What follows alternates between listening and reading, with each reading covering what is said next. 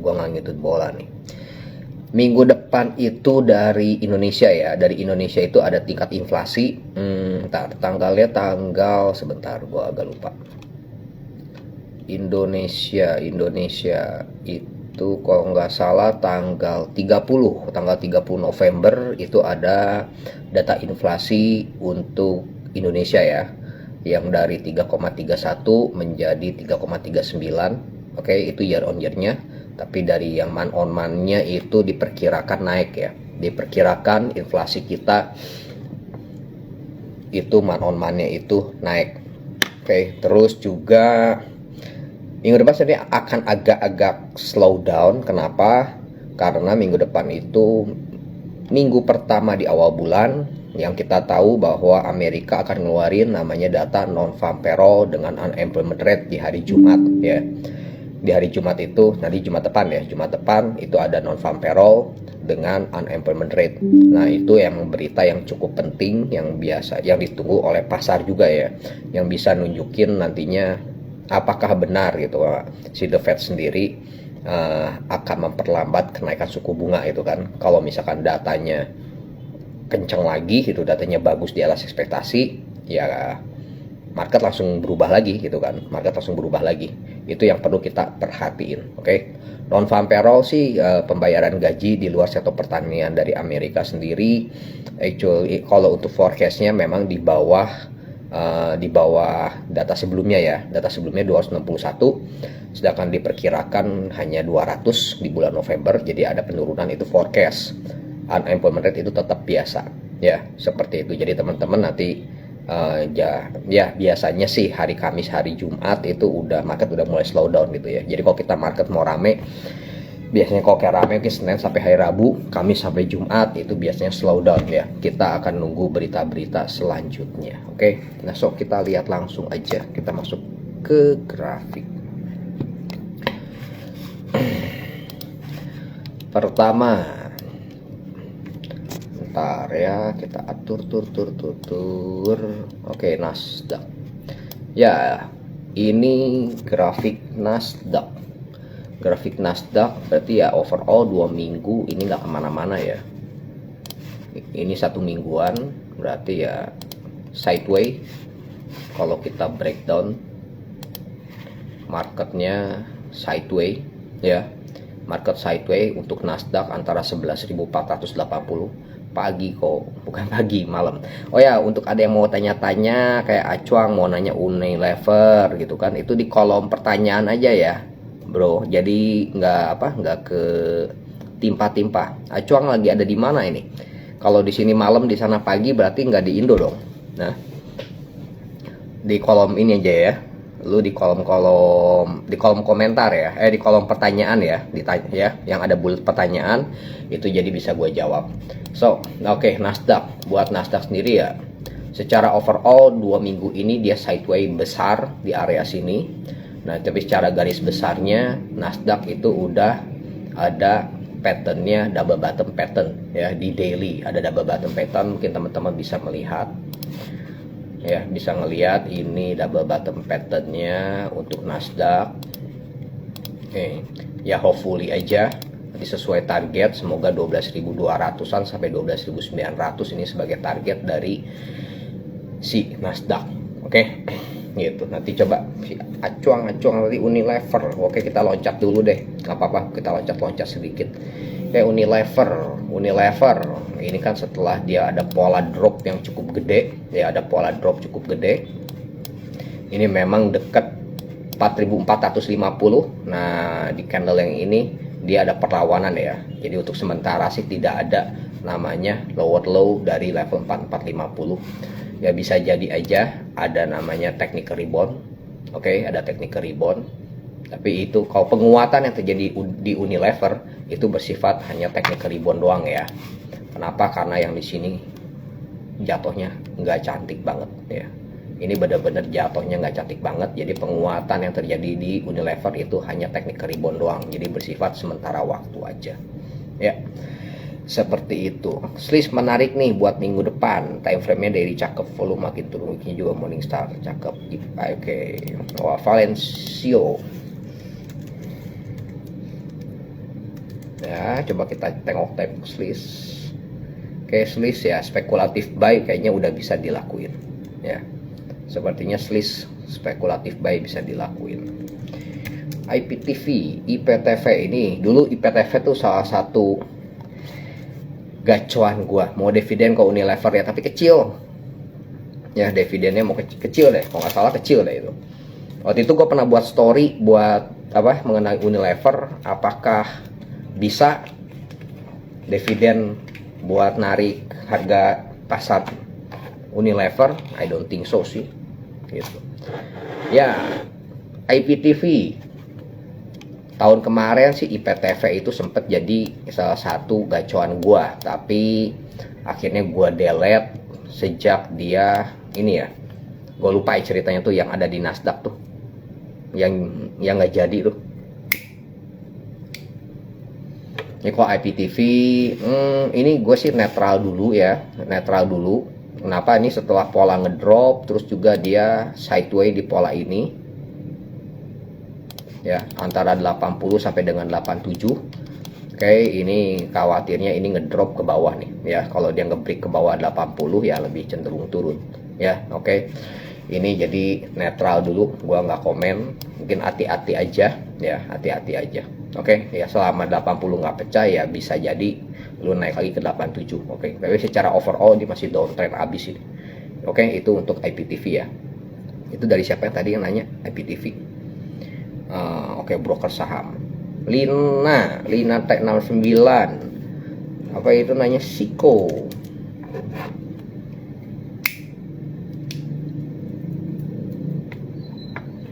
Oke, pola Siko. Kalau secara koreksinya ini juga gua nggak demen, ya. Ini gua nggak demen, terlalu dalam. Koreksi yang ada terjadi di sini, ini bukan koreksi ya. Ini kayaknya buangan. Ini terlalu dalam itu. So ya ini lu bersifatnya ini spekulatif. Atau mungkin Lina harus hati-hati juga karena ini kan memang volumenya cukup tipis ya. Volumenya cukup tipis ya. Jadi kalau selama nggak bergerak di bawah 178 itu nggak masalah ya, tapi kalau udah bergerak di bawah 178 ini lo harus aware banget. Oke, ini pukulan yang ininya nggak gitu enak ya, ini turunannya nggak enak banget ini ya, ini bukan koreksi juga nih ya. Oke, jadi secara pola ini nggak bagus ya Lina ya, seperti itu. Oke, Lani HR, Piko gimana? Oke, untuk teman-teman yang mau tanya-tanya itu tolong di kolom pertanyaan aja. Jadi nggak ini ya, nggak ketimpa-timpa nih. Oke, nggak ketimpa-timpa. Ya. Piko, wah, Lani HR, Piko, ini juga sama ya, down-downnya gini ya. Nah, oke. Ini koreksinya juga sama semuanya, yang tadi sama persis sama yang tadi, nggak gitu sehat. Hopefully aja 296 bisa pecah ya. Jadi kalau misalkan Lina tanya nih, gue mau nggak nih? Mau. Kalau masuk ke Piko nggak mau. Ya kenapa? Ini koreksi, ini turunnya tuh terlalu dalam ya. Jadi ini bukan nggak termasuk dengan namanya turunnya sehat. Oke, 296 lo harus aware ya.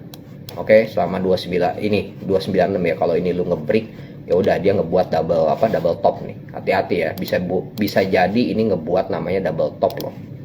Ya 296 ya, tapi ya tungguin sampai 296 ngebreak. Nah, ini jadi double top ya. Nah, ini kita nggak tahu. Oke, ini pecah 296. Oke, lu harus aware ya. Seperti itu Lani. Fatmadin, SMGR.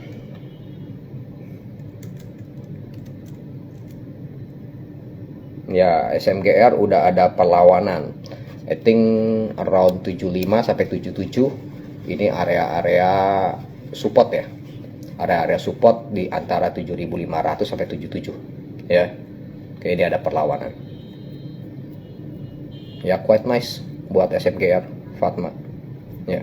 Nah, oke, ini udah banyak di question nih. Arto BBYB. Oke, satu-satu ya. Coba kita lihat. Siko tadi udah. Osa nih, Osa ngetop. Nah, udah nggak salah ya gue manggilnya Osa ngetop nih. Akra.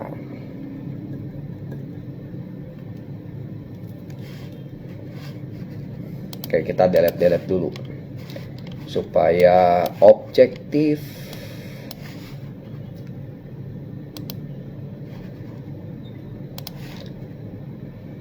Oke, Akra. Ini dia udah koreksi. Lo harus perhatiin level ini ya, 1285 ya. Jadi Akra nggak boleh bergerak di bawah 1285 ya untuk OSA ya. Belum ada perlawanan, agak-agak susah nih. Volumenya juga masih kayak begini-gini aja. Ini daily juga dia sempat naik terus dia turun lagi, jadi belum ada reversal dari jangka pendeknya ya. Oke, reversal akan terjadi OSA setelah dia lewati 1420 ya. Setelah dia lewati 1420 baru ini ada reversal lagi ya. Seperti itu OSA. W Tantoro 888 GDST CAKK kenapa belum gerak-gerak?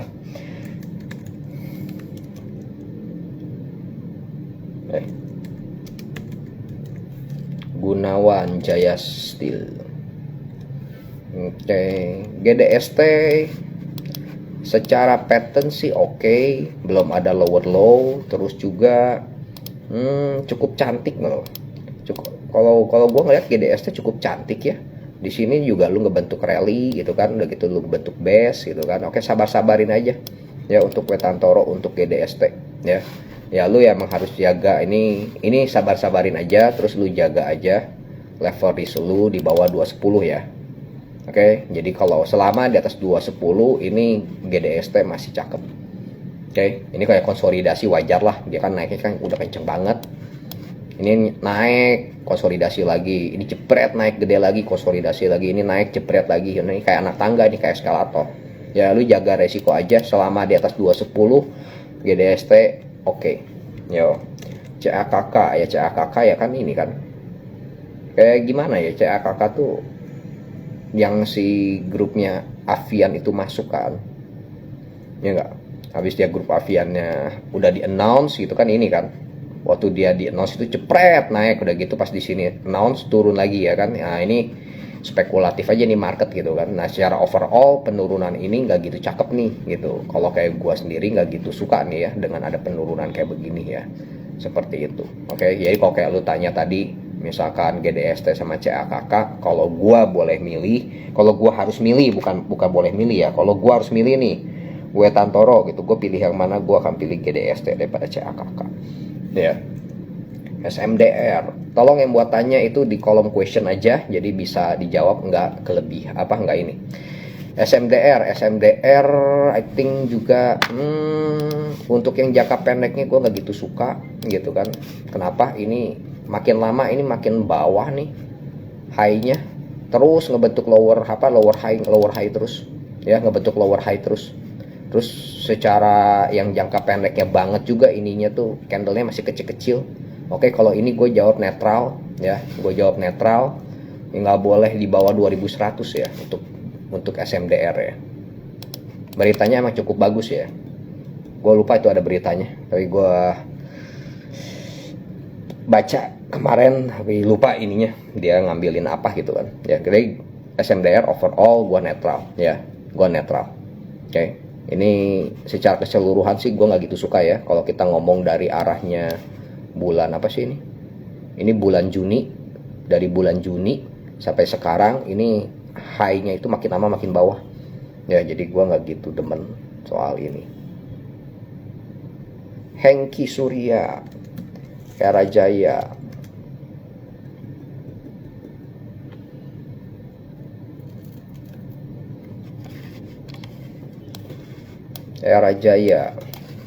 oke.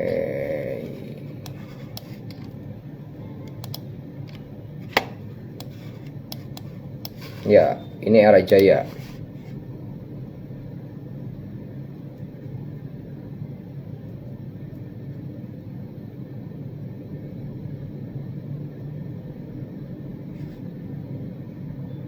Sebentar.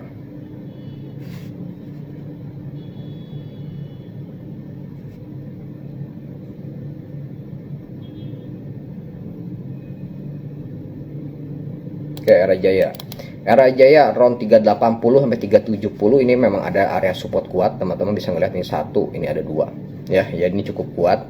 Oke, udah gitu kalau kita perbesar lagi di daily-nya, I think Era Jaya lagi berusaha buat ngebuat higher high ya. Berusaha buat ngebuat higher high ini. Hari Jumat ini ngalih kenaikan, hari Kamis juga dia udah nggak buat lower low. Jadi secara candlestick, kita ngomong candlestick 4 hari terakhir, ini Era Jaya ada chance untuk technical rebound. Oke, seperti itu. Ya, untuk Hengki. HFSD, Arto, BBYB. Arto I think nungguin sampai Goto deh ya. Kayaknya Arto tuh harus nungguin sampai Goto deh. Goto kan unlock itu di akhir November ini kan.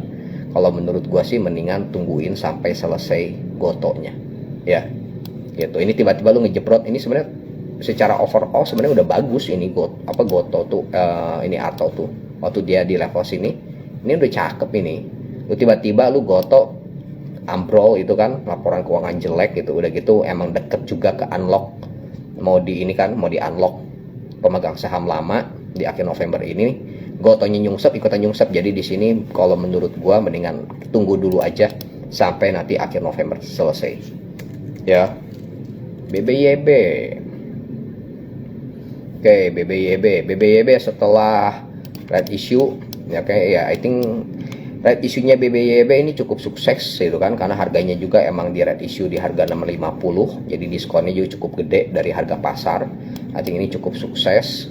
Ya memang ada perlawanan di level 1000-an. Ini ada begitu naik timpah lagi gitu kan, begitu naik timpah lagi. Oke, ini let's see dulu aja lah, suruh tenang dulu aja. Oke, moga-moga bisa ngelanjutin kenaikannya. Ya, kalau teman-teman yang suka pakai namanya ini channel, yang suka pakai channel, I think ini terjadi, moga-moga terjadi masuk ke uptrend channel ya.